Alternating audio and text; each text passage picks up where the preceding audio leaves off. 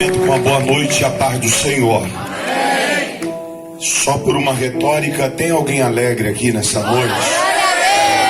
Pois bem, o povo de Deus é meio assim, sabe? Tá faltando tudo em casa, mas eles vêm pro culto alegre, louvando, exaltando, sabe o que é isso? É adorador de verdade. O cuscuz está faltando na panela, mas o glória a Deus ainda está nos lábios. Até porque Abacuque falou que ainda que a figueira não floresça e não haja fruto na vide, o produto da oliveira minta, as ovelhas sejam arrebatadas, ele diz: todavia eu me alegrarei no Senhor, exultarei no Deus da minha salvação. Cadê esse povo? Tem alguém aqui? Tem alguém aqui? Então é um motivo de estarmos alegres nessa noite. Aproveitando que você está sobre os seus pés, eu quero ler um texto bíblico com os irmãos e já divido um pensamento sobre o mesmo. Evangelho em que escreve Mateus, capítulo de número 16. Evangelho em que escreveu Mateus, capítulo de número 16.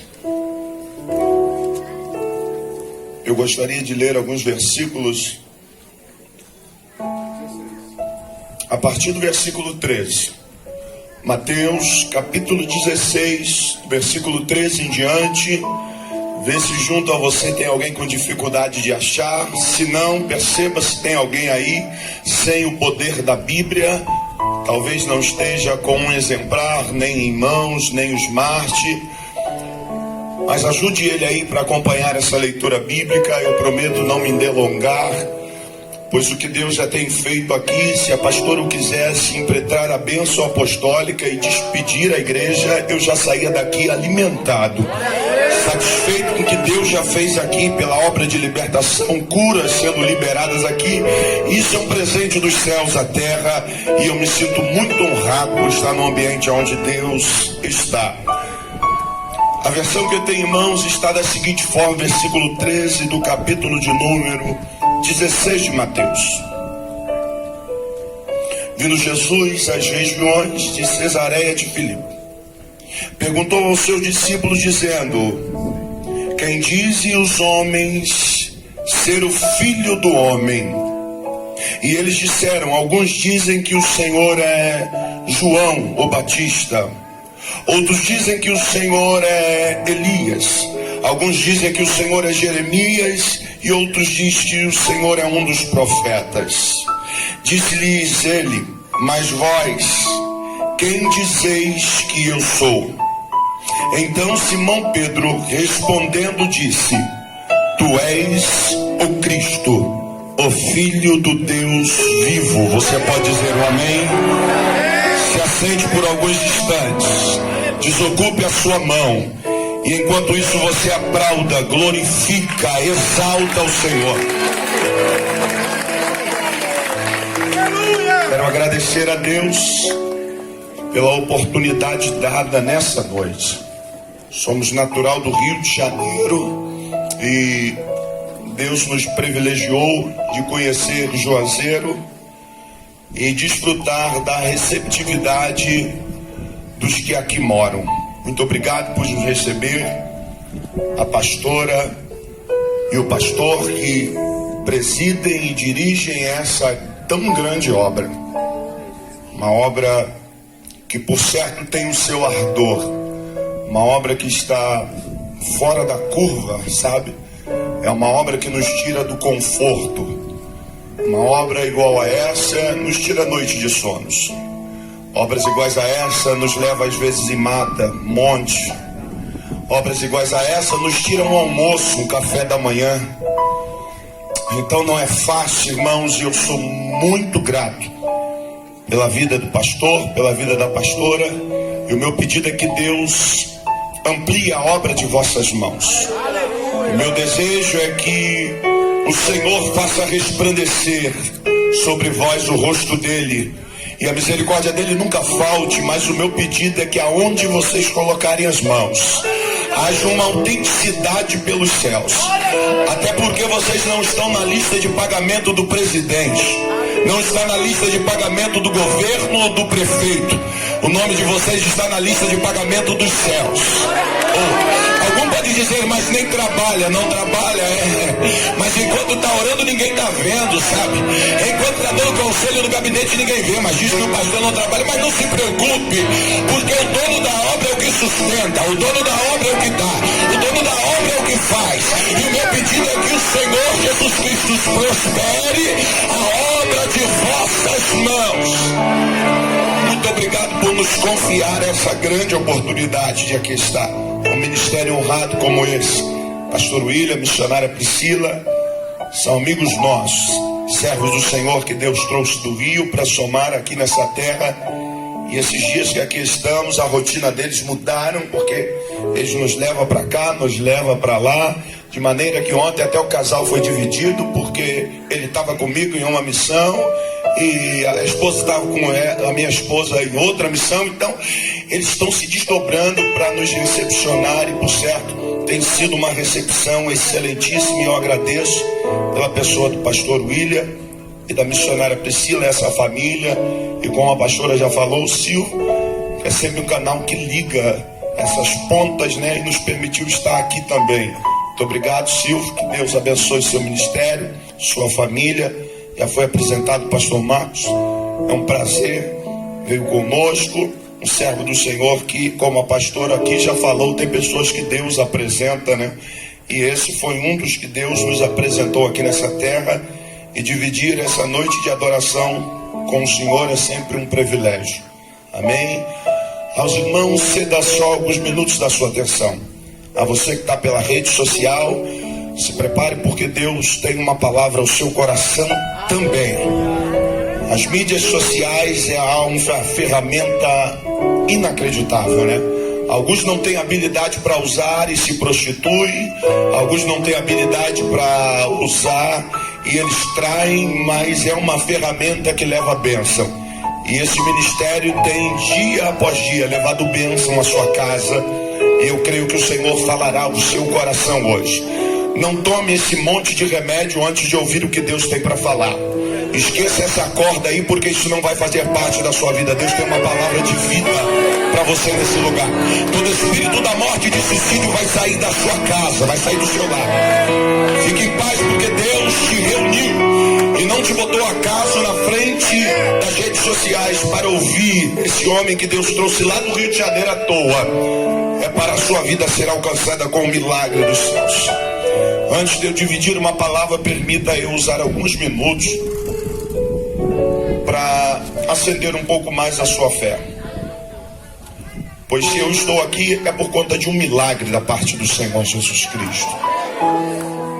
E eu digo porque em 2017, quando uma anemia muito profunda estava tirando a minha energia, um cansaço extremo, e exames constataram que essa anemia era fruto de uma massa que estava dentro da minha bexiga de 8 centímetros de diâmetro. Foi preciso fazer uma biópsia, e a biópsia chegou à conclusão que aquela massa era um câncer, carcinoma, e pela dimensão era um carcinoma nível 3.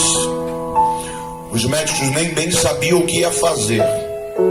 Se seria uma quimioterapia, radioterapia, se seria uma intervenção cirúrgica. Pela dimensão do câncer, eles não sabiam o que dizer. O novo exame foi feito de biópsia, porque eles queriam saber até onde o câncer havia alcançado. Porque as imagens da ressonância não eram tão precisas, porque a massa tomava toda a bexiga. Então precisava fazer mais uma biópsia, não somente da massa que estava na bexiga, mas da parede da bexiga, a parede muscular da bexiga, e ver o que havia acontecido. Uma segunda biópsia foi feita, isso no dia 24 e 25 de dezembro de 2017. O resultado da biópsia só sairia em 2018, em janeiro. E assim aconteceu. Dia 5 era o dia de eu pegar o resultado e passar na consulta. Setor de patologia, eu peguei aquele exame que vem grampeado, lacrado dentro de um envelope, e fui para consulta. E quando o médico chama para consulta, ele vai me dizendo tudo que seria necessário se eu passasse por uma cirurgia. Como seria minha vida após cirurgia? seria uma cirurgia muito grande, aquilo que eles chamam de cistectomia radical. Ou se fosse quimioterapia ou radioterapia, os distúrbios hormonal, os problemas que poderiam ter por conta da quimioterapia, que seria um tratamento quimioterápico muito forte, ou radioterápico que seria forte, pelo tamanho do câncer.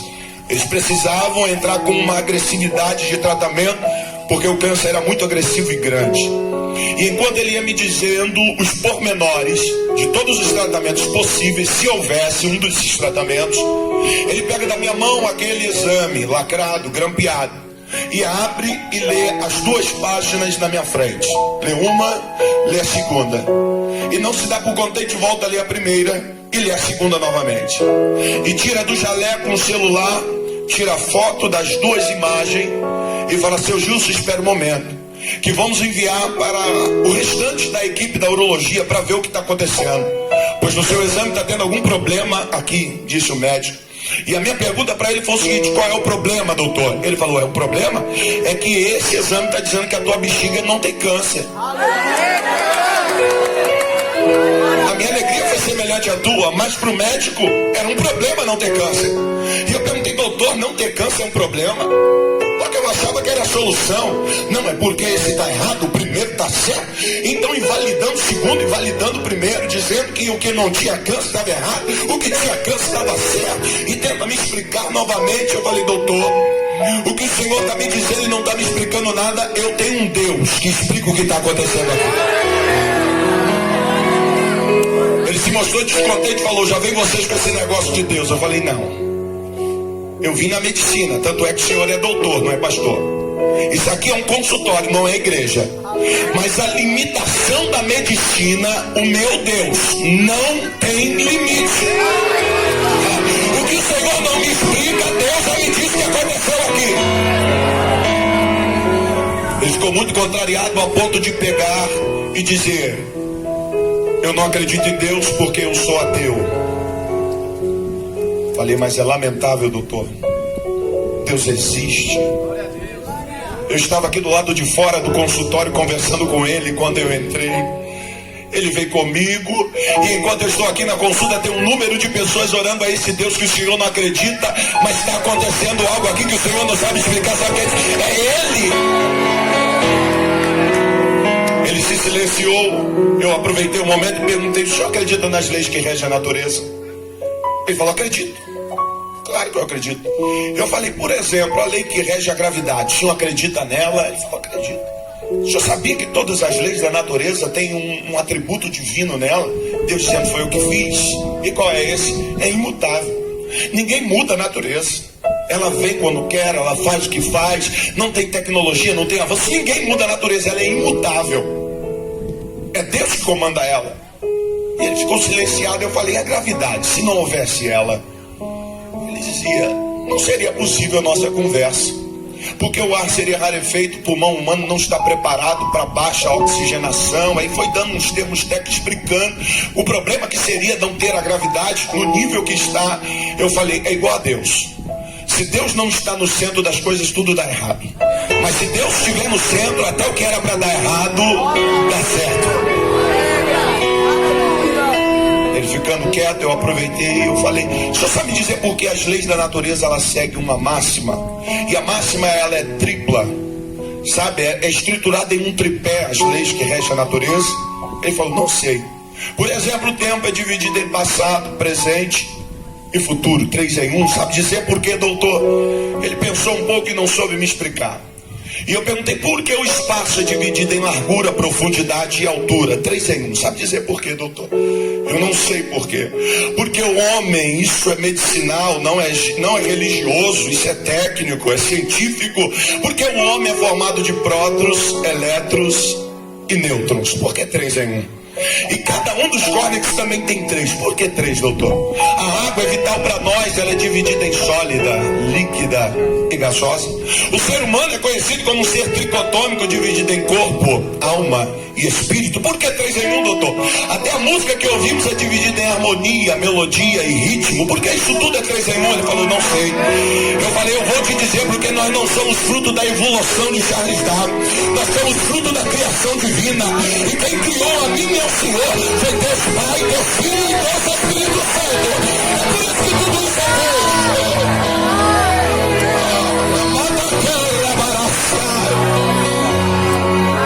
Ele ficou muito contrariado a ponto de falar. Pegou o que era dele, me deu o que era meu e falou, vai embora, que a gente vai ligar para você. Falei, meu Deus, e agora?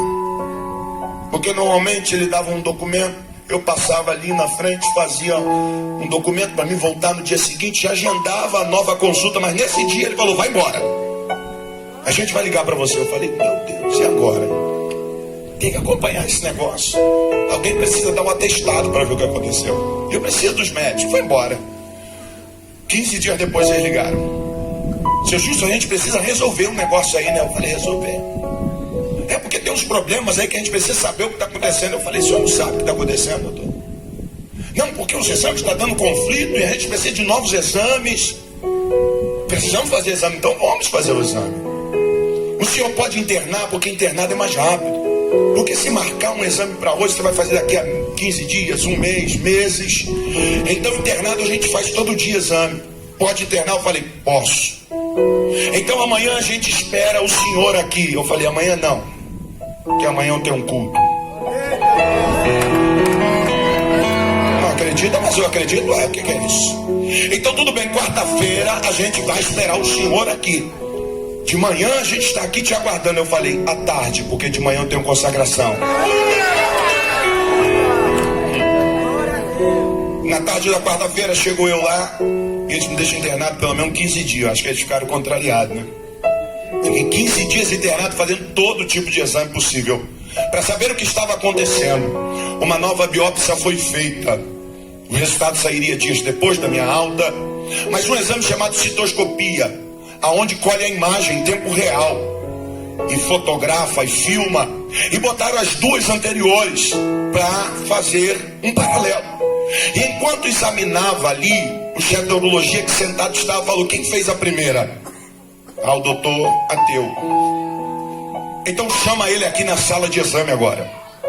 Quando ele chegou, falou, foi o senhor que fez essa? Ele falou, foi. Pois bem, dá uma olhada agora nessa imagem que a gente está fazendo. Aí ele olhou, aproxima para cá, aproxima para lá, e mexe para aqui, mexe para ali, luz, câmera, ação. Ele falou, mas é a mesma bexiga? Ele falou, é o mesmo paciente, tinha que ser no mínimo a mesma bexiga. Mas o que estava lá não está aqui, é isso mesmo que eu quero saber. Por que tem que operar essa bexiga? Quem fez o segundo, aí veio o outro que examinou. E no final das contas eles não acharam nada. O chefe da urologia que sentado sabe, quem falou que tinha que tirar, quem falou que tinha que operar, quem falou que tinha que fazer alguma coisa. Vocês estão vendo algum motivo para operar? Ele falou, não, eu vi um negócio. E ele falou, não é isso, doutor. Era uma massa de 8 centímetros de diâmetro. Quando a gente entrava na bexiga, a gente já via aquela massa espalhada por toda a bexiga. E agora a gente não está vendo nada. Ele falou, mas eu vi alguma coisa, eu quero mostrar. Ele falou, bota 12 graus da bexiga no colo da bexiga, ilumina na parte de cima, tá vendo lá? Aí eles olharam com dificuldade, viram alguma coisa. E o chefe da urologia falou, vocês viram isso aí? Mas ele falou, não é o câncer, doutor. O câncer era grande, era por toda a bexiga. Ele falou, não é mesmo. Pela minha experiência, isso aí é uma marca e marca de cicatriz. Bom, alguém sabe quem deixou essa cicatriz lá? Alguém sabe quem tirou a massa cancerígena que estava lá? Os médicos ainda nem me deram alta. Ele falou que a gente vai ficar preso ele até 2023, porque eles querem saber o que aconteceu. Mas eu sei o que aconteceu. Mas alguém sabe o que aconteceu? E o mesmo que fez o milagre lá no Rio de Janeiro, na bexiga desse que te fala, é o que está hoje aqui no tempo de missão, para fazer um milagre na sua vida. E você que está em casa nos assistindo, creia que esse Deus ainda é o mesmo Deus, capaz de fazer um milagre acontecer. Aleluias. Eu precisava partilhar contigo. Não fique triste não, porque não tem problema que este Deus aqui não possa solucionar. Como como diz Isaías no capítulo 43, o versículo é o 13: ainda antes que houvesse dia, eu sou, e não tem ninguém que possa fazer escapar das minhas mãos. Operando Deus, quem impedirá? Ainda e nunca acontecerá de alguém falar: eu vou impedir a obra na vida dela, eu vou impedir, não vai, porque o nosso Deus é maior, e é Ele que peleja a sua peleja nessa noite.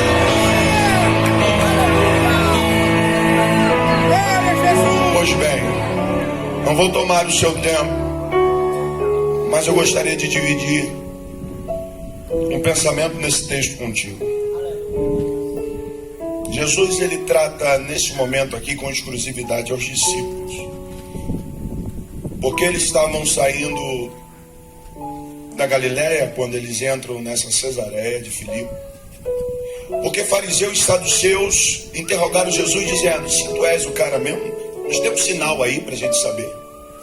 Jesus nem o respondeu, saiu ali daquele cenário e conversando com os discípulos, ele falou: esse aí é o tipo de crente que precisa de sinal sempre. É o tipo de crente que se não fizer um sinal ele não acredita. Mas Jesus fez lembrar os discípulos: vocês lembram da multiplicação dos pães? Quantas pessoas foi alimentada com aqueles poucos pães e quantos cestos sobraram? Dizendo para o discípulo: e você lembra da outra multiplicação? Quantos pães foi usado e quantos cestos sobraram? E esse povo ainda está me pedindo um sinal para saber quem sou eu. Jesus sai dali e ele entra nessa Cesareia de Filipe. Cesareia essa que havia mudado de nome algumas vezes, porque cada vez que César botava um dirigente ali, e nesse caso o prefeito era Filipe, e Filipe, para homenagear a César, deu o nome duplo daquela cidade: Cesareia de Filipe, ou cidade que Filipe fez para homenagear a César. E na entrada de Cesareia de Filipe tinha uma imagem tanto de Filipe quanto uma imagem de César. Então na entrada da cidade você já via Filipe e César, um dorso deles na entrada. No centro da cidade tinha um templo que era do deus chamado Pan, formado de mármore branco e mármore azul, aquilo que alguém chama de mármore de Carrara. Era um templo lindíssimo, aonde este deus, entre aspas, era adorado, chamado Pan. E o deus Pan é o mesmo da mitologia grega, aquele que auxiliava um semideus chamado Hércules. Lembra? Meio homem e meio bode. Era o Pan que era adorado ali. O Pan era o conhecido como os senhores dos bosques, os senhores das matas. E quem entrava, segundo a mitologia, dentro dos mangues, dos bosques, das matas, sem a permissão do Pan, ele atormentava a ponto das pessoas se perderem, outras saírem apavoradas, correndo. E não é à toa que uma das síndromes que assola o nosso século hoje, chamado a síndrome do pânico, é oriunda do deus Pan, já adorado há muito tempo da Grécia Antiga. Era o deus que atormentava. E o pânico é algo assim: você tem medo, não sabe de quê, você se aprisiona, mas não sabe por que está se aprisionando. Era o sentimento que esse Deus entrava nas pessoas que entravam na mata. Esse Deus era adorado dentro dessa cidade. Esse Deus era reverenciado. E Jesus entra neste cenário, aonde César é adorado, aonde Filipe é adorado, aonde o Pan é adorado, e pergunta: o que estão dizendo de mim nessa cidade aqui? Porque adorar a homem eu sei que eles adoram, adorar a deuses eu sei que eles adoram, mas o que estão falando do Filho do Homem aqui nessa cidade? Alguns equivocadamente falam: eu não devo satisfação da minha vida para ninguém, eu não preciso dar demonstração. E Jesus estava preocupado: o que estão dizendo de mim aqui? Tem pessoas que não se preocupam mais com o seu posicionamento, com o que você vai falar, com o que você vai vestir, dizendo: ninguém tem nada a ver comigo. E Jesus estava preocupado: o que estão falando de mim aqui nesse lugar? O que estão dizendo de mim aqui nesse lugar? E o que estavam dizendo de Jesus não era algo ruim, era algo bom. Porque se aparecer com as pessoas que foram citadas era algo louvável. Porque o início da aproximação era João Batista. Estão dizendo que o Senhor é João Batista. E quem era João Batista? Primo dele. Primo dele que era pentecostal desde a barriga. Você lembra que quando Maria foi visitar a mãe dele, que Maria ia dar as boas novas, que quando ela entra e saúda a mãe de João, ainda grávida, João pula dentro da barriga, sabe que esse é crente pentecostal. Quando vê Jesus entrando, ele salta, ainda na barriga, era João. João, criado com meses de diferença de Jesus, por certo foi guardado, porque uma perseguição se levantou contra os meninos naquela faixa etária, mas Deus guardou João de alguma forma. João era aquele que pregava a palavra e não escolhia que palavra ia pregar para satisfazer o ego dos ouvintes. João era daquele que pregava que tinha que ser pregado, de maneira que ele foi expulso de Jerusalém, porque falou para Herodes: Herodes, você está bonito, a roupa é real, a carroça é real, o carro é real, mas só que essa mulher não é sua, essa mulher é de Filipe. Esse era João que pregava. Herodias, a mulher de Filipe que estava morando com Herodes, não gostou da pregação de João, falou: expulsa ele da cidade, eu não quero João pregando aqui na cidade. E crente que às vezes dá um arroxo em outro, às vezes ninguém quer ouvir, não é verdade? Mas é necessário às vezes um crente que dá um arroxo para você entrar na linha. É necessário um aperto para você entender que o céu é sério, não é de qualquer maneira. João foi expulso de Jerusalém. Era para ser até sacerdote. João tinha uma outra formação, não tinha nada a ver com esse cenário. Mas Deus falou: vai ser profeta, possivelmente o último profeta que exerceu a profissão de profeta. E quando ele é expulso de Jerusalém, do lado de fora do muro, ele continuava pregando a mesma palavra, Silvio. Herodes, essa mulher não é sua, essa mulher do seu irmão Filipe, conserta a sua vida, rapaz. Herodias falou: eu não quero ele nem nos muros de Jerusalém, expulsa ele. João é mandado para o deserto.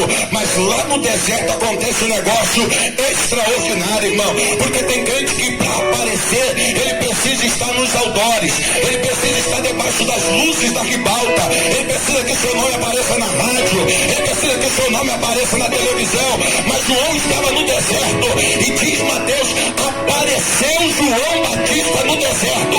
E aparecer no deserto é só para quem está com Deus. Quem não está com Deus, ele quer sair do deserto.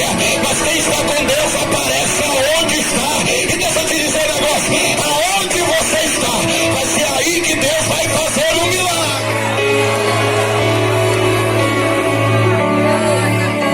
E quando Mateus falou que João apareceu no deserto, ele dizia no capítulo 3: este João Batista foi o que foi falado por Isaías tempos atrás, pelo menos uns 450 anos. Voz do que clama no deserto: preparai o caminho do Senhor, endireitai as vossas veredas. Esse João Batista se alimentava de gafanhoto e de mel silvestre, vestia uma pele de couro e um cinto de camelo no seu lombo. E o versículo 5, quando ele olhou no meio daquela multidão, ele viu fariseu e saduceu e disse: raça de víbora, quem vos ensinou a fugir da ira vindoura? Porque razoais em seu coração dizendo: eu sou filho de Abraão. Ele poderia levantar até dessas pedras filho Abraão. Versículo 6, ele diz o seguinte: agora já nem importa mais. Porque, João, o machado já foi colocado à raiz da árvore. Aquela que não der bom fruto é cortada e lançada ao fogo. Ele disse: eu batizo com água para arrependimento do pecado, mas virá um depois de mim que é mais poderoso do que eu. Versículo 9, 10 e 11. Ele te batizará com fogo e eu sinto na graça do Senhor, por isso eu vou repetir esse negócio aqui. Virá um que é mais poderoso do que eu. Ele te batizará com o Espírito Santo e com fogo. Agora eu não sou digno de levantar as suas alparcas. Ele tem a pá na sua mão e com a pá limpará toda a eira. Quem é esse? Esse é João Batista. Esse é o João Batista. Jesus parecia que o João era uma coisa boa, não era? João, ele era tão certo da sua chamada que os seus discípulos foram a ele um dado momento. Falou: mestre, lembra daquele que estava contigo daquele do Jordão? Aquele era Jesus. Lembra daquele que estava contigo? Ele está batizando mais do que o Senhor. O ministério dele está fluindo. E como é que é esse negócio? O Senhor é o noivo, como é que é isso? Ele falou: não, eu sou amigo do noivo, isso para mim já basta, disse João. E os discípulos de João não ficaram contentes, começaram a instigar, e João estava batizando. Eles com os problemas deles, João não saiu do propósito, continuou batizando. E dado momento, João parou e conversou e disse o seguinte: quer dizer que o ministério dele está crescendo? Tá. E João falou: então, tá certo, tá dando tudo certo. Porque eu vim para cá para isso, para o ministério dele aparecer. E aí no versículo de número 30 do capítulo 4 de João, ele vai dizer o seguinte: convém que ele cresça e que eu diminua. Oh meu Deus. Porque vivemos um tempo que o homem quer crescer, irmãos, que o homem quer aparecer. Aí me aparece João, do nível que era João, ele fala: convém que ele cresça e eu diminua. Simultaneamente tinha discípulos andando com Jesus, e os discípulos, orientados pela sua mãe, falou: eu quero um lugar na direita. O outro falando: eu quero na esquerda quando você chegar no teu reino. E Jesus fala: isso aí não é comigo não. Quem vai botar no lugar é Deus. Deus te coloca cada um no seu lugar. Mas eu vou dizer um negócio para vocês: dos de nascido de mulher, não existe homem igual a João Batista. Sabe o que é isso? É você exaltar o Senhor da exaltação, e o dono da exaltação te exalta. O problema é que nós queremos algo que não é nosso, é dele. Mas toda vez que você entrega a glória que é dele, ele derrama a glória em cima de nós. Toda vez que exaltamos ele, a exaltação dele vem sobre nós. Tem alguém para adorar aqui?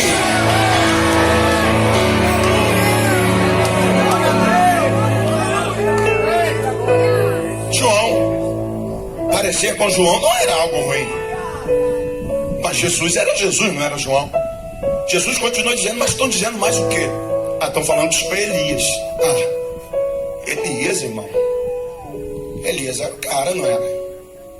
Na fila da padaria, lá em Tisbe, nas montanhas de Gileade, Elias era mais um.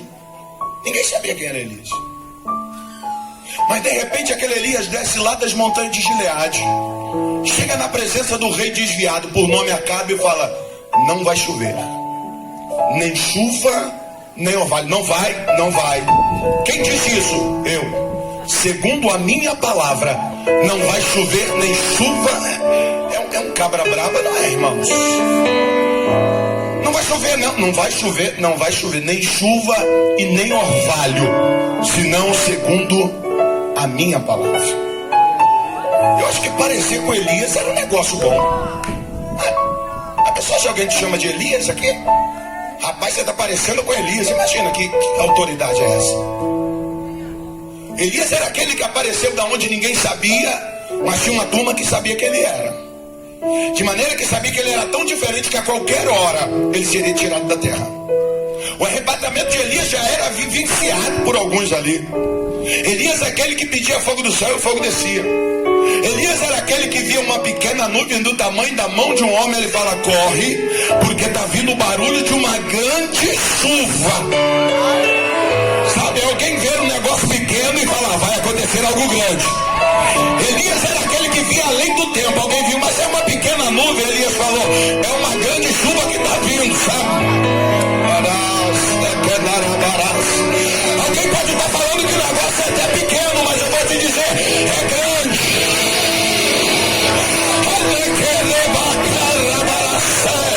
Alguém está dizendo que não vai dar certo, mas Deus está dizendo: o negócio é grande, vai dar certo sim. Eu sinto a presença do Eterno aqui nesse lugar. Alguém sente aqui? Quem tem glória que dê glória, quem tem aleluia que dê aleluia, pois é a presença dele aqui.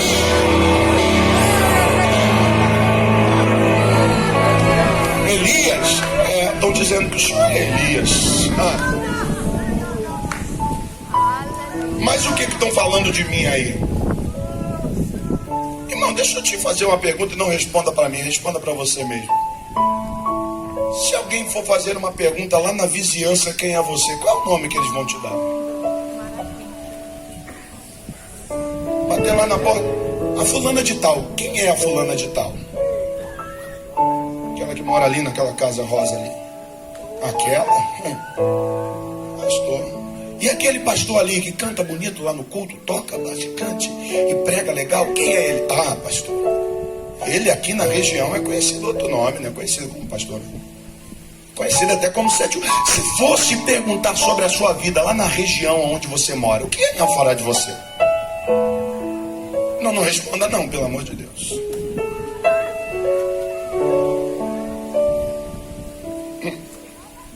Te pegou aí, não foi? Mas essa história vai mudar. Estão falando que você é viciado, mas essa história vai mudar. Estão falando que a tua vida é uma cadeia que te espera, essa história vai mudar. E alguém falou, não, estão dizendo aí que o senhor é Jeremias. Falaram também que o senhor é Jeremias aí. Jeremias? Quem era Jeremias? Jeremias era alguém que foi chamado com 8 anos de idade. E quando chamou, ele até quis argumentar, dizer, eu sou uma criança. E de fato, 8 anos de idade é uma criança. Mas Deus era tão com ele que ele falou, fica tranquilo, porque o que tu disseres, o que eu disser, tu dirás. O que eu falar, falarás tu. Porque não é que o homem tenha muita idade ou pouca idade. É quem está mandando ele fazer ou falar. Porque eu posso ter muita idade, mas se Deus não está mandando eu falar, não vai dar nada certo. Eu posso crescer e ser crente há 1000 anos, mas se eu não estou fazendo o que Deus manda, vem um crente que foi convertido ontem e Deus usa, e Deus faz, e Deus opera. Jeremias era daquele que fala, não vai dar certo, e não dava. De maneira que jogava Jeremias até no lamaçal, até o pescoço. Alguém tirava Jeremias de lá.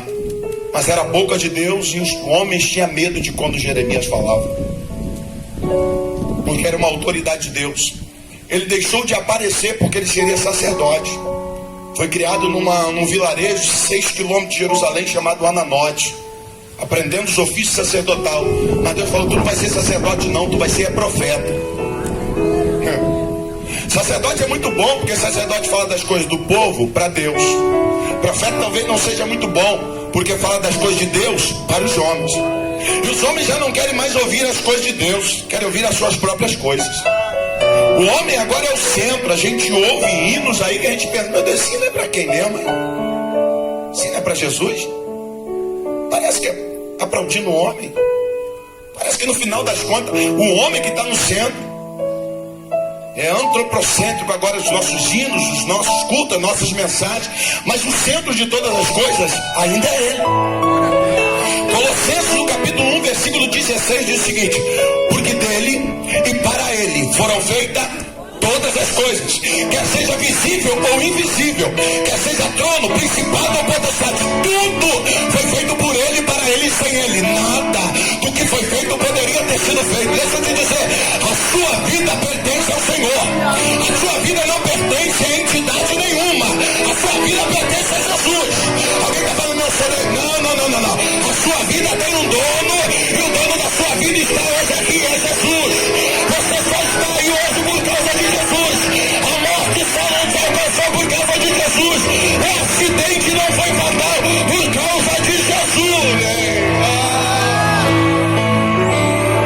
É tudo por causa dele.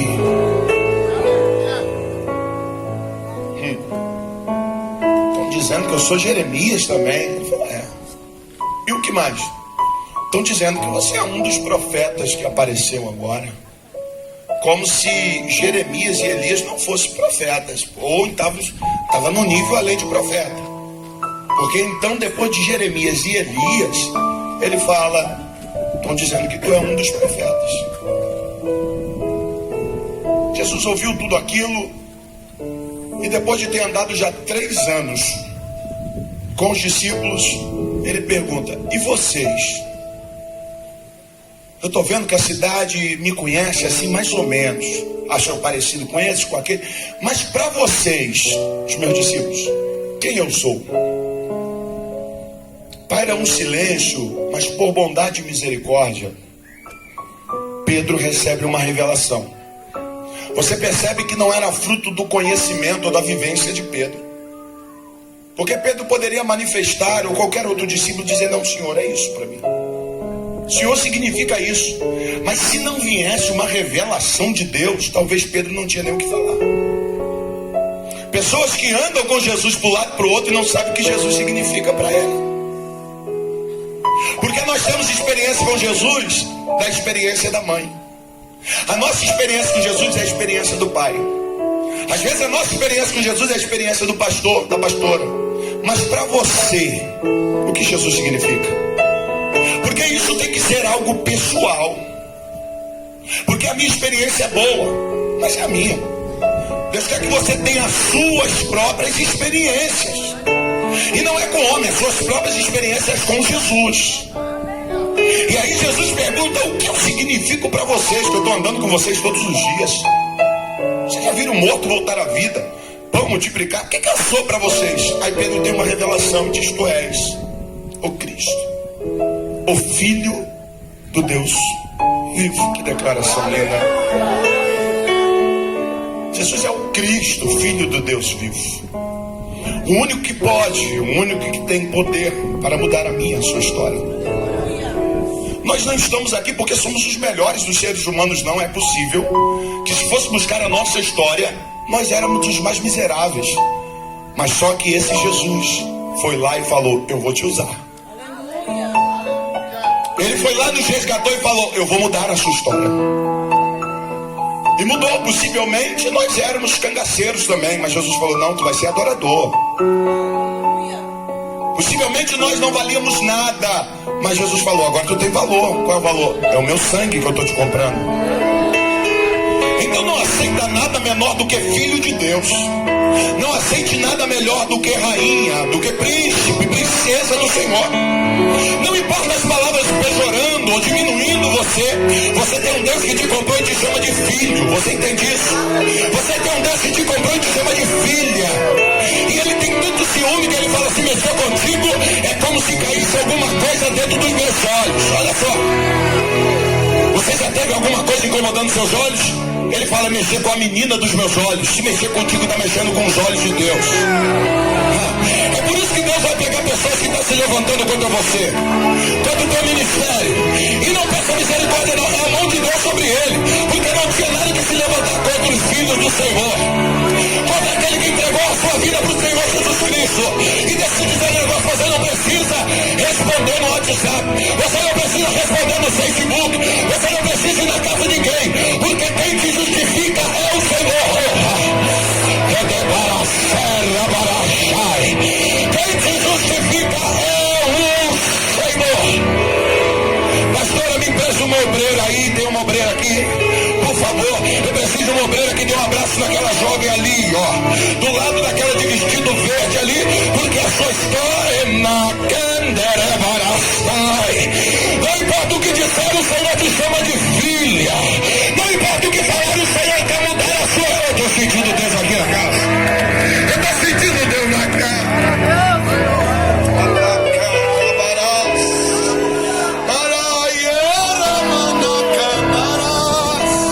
Eu estou sentindo uma presença boa do Senhor aqui nesse lugar. Se eu fosse você, estaria adorando. Porque não é todo lugar que tem uma presença dessa, não. Ele hoje decidiu estar aqui, debaixo da jaqueira, recebendo a adoração do seu filho. Cadê você? Cadê você que adora?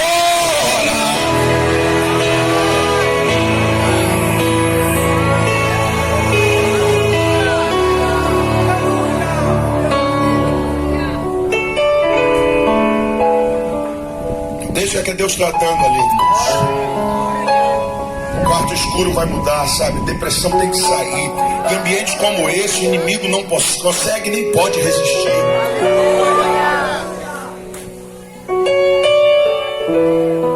Precisamos ter as nossas próprias experiências com o Senhor. Chegou a hora de você sair debaixo das barras da saia de um pai, de uma mãe, e viver a sua própria experiência com o Senhor. Deixar de dizer: não, isso é para os obreiros, isso é para pastores, isso é para o pastor. Não, essa experiência é para você também. Só precisa de alguém disponível, alguém na brecha. Tem alguém na brecha aqui? Porque o Senhor vai te usar também. Alguém vai olhar para você: mas é ela sim, porque o Senhor mudou a história. Mas é ele sim, o Senhor entrou na causa.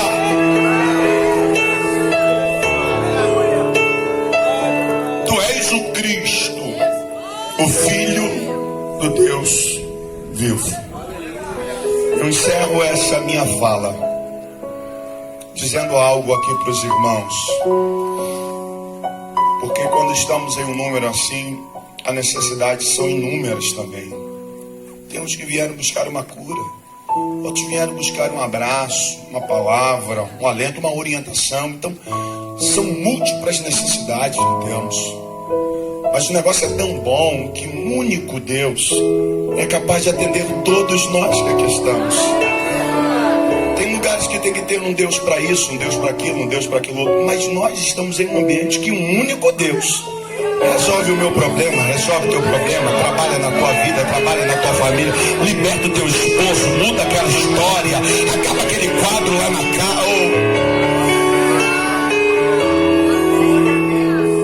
Por isso que Jesus se manifesta de forma múltipla na Bíblia. E eu digo para que você memorize e grave. Esse Jesus no Gênesis, ele foi conhecido como a semente da mulher.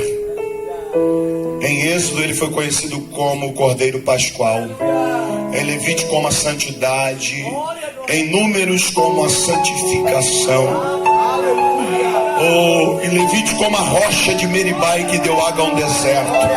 Em Deuteronômio ele era o profeta do Senhor na pessoa de Moisés. Moisés, quando descia o Horebe, na península do Sinai, o seu rosto resplandecia na glória do Senhor. Em Josué ele é o juiz que é o capitão que cuida do exército do Senhor. Juiz é o juiz que julga a causa do seu povo com seriedade. No livro de Ruth, ele é o remidor das causas perdidas. Ruth e Noemi perdeu tudo, mas ele falou: eu vou restituir tudo que você perdeu. Em Samuel, rei de crônicas, é o rei prometido de Israel. No livro de Reis, é o restaurante. No livro de Esther, ele é o advogado. Mardoqueu era para morrer, mas ele falou: vai ser governador. Querem te matar, mas Deus vai te exaltar. Querem acabar com a sua história, mas Deus tem uma nova história. Em Jó é o Redentor que vive para todo sempre. Em Salmo é o nosso refúgio, fortaleza, socorro bem presente na hora da angústia. Em Provérbios ele é a sabedoria de Deus. Em Cantares ele é o amado das nossas almas. Em Eclesiastes ele é o tempo certo, na hora certa. E é tempo de Deus na vida de crente aqui nesse lugar hoje. No livro de Isaías ele é o filho amado em quem nos compraz. E o seu nome é maravilhoso, conselheiro, Deus forte, Pai da eternidade, também é o príncipe da paz. No livro de Isaías, no livro de Jeremias, ele é a corda que tira do lamaçal o pescoço. No livro de Ezequiel, ele é o espírito, o vento que sopra no vale, traz vida aos ossos secos. E esse vento está soprando aqui hoje nesse lugar e vai trazer vida aos ossos secos. No livro de Lamentações, ele enxuga as lágrimas de Israel. No livro de Daniel, é o quarto homem da fornalha. No livro de Ageu,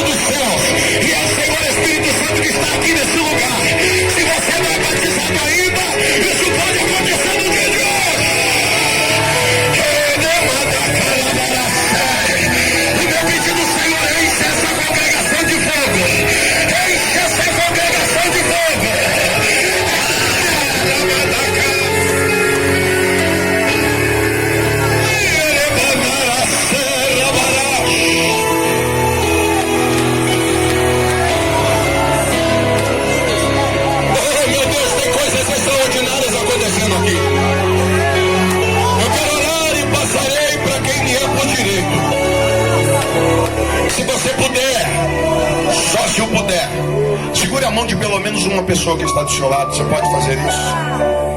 Oh, glória a Deus! Aleluia! Glória a Deus! Eu quero é Manacate.